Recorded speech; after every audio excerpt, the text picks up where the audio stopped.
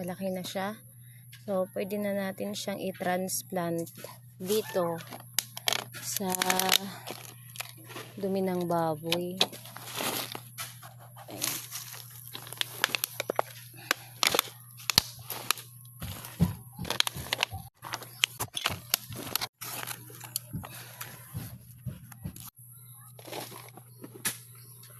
Ayan na nga guys, no?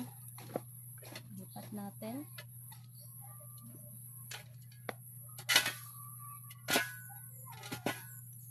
Ayan.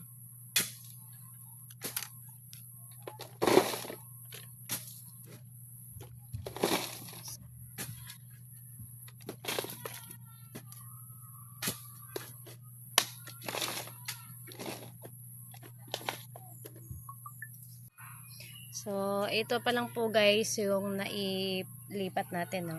Ayan. Ayan sila.